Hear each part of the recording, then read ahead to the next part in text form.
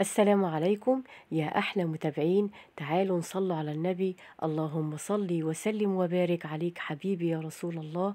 ونشوف النهاردة أسماء وتجربتي بنفسي، يا ترى هتودينا النهاردة على فين؟ شهاب للأدوات المنزلية، كلها حاجات جميلة ورائعة 100%. معانا أول حاجة صواني الكيك، كلها طبعا بكل أشكالها وبكل أحجامها، جرانيت وسيراميك، كلها حاجات رائعة 100%. ونعد معانا ادي كده 6 7 8 9 10 11 12.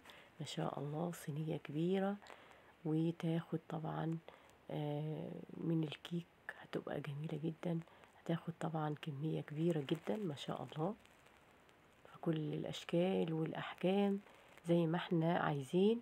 ولو وصلتوا لحد هنا ما تنسوش تصلوا على النبي. اللهم صل وسلم وبارك عليك حبيبي يا رسول الله.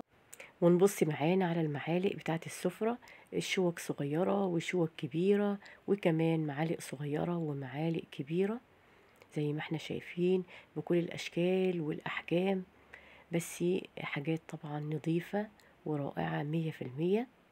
وكمان الأسعار جميلة، يا رب كده تيجي تشرفونا، وكمان الأسعار تعجبكم. ومعالق شكلها شيك جدا وظريفة قوي ما شاء الله. ودي طبعا الحلة، هما بيقولوا بتحط على النار تقريبا، بس انا ما جربتهاش. وده معانا ترمس الشاي، بيحافظ طبعا على درجة حرارة الشاي. ودي المشابك بتاعة الغسيل.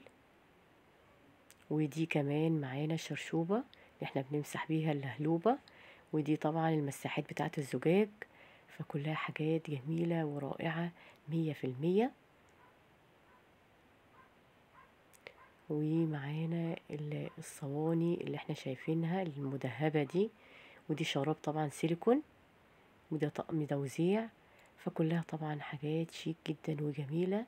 ودي الطاسات اللي بتطلع ترند اليومين دول، الطاسة تقريبا ب110 والكبيرة ب120 تقريبا، يا رب اكون فاكرة. وده الليفة اللي احنا بنستخدمها في غسيل الأواني أو غسيل المواعين. ودي طبعا معانا المبشرة. ويا رب نشوفكم بخير وعلى خير، مع السلامة.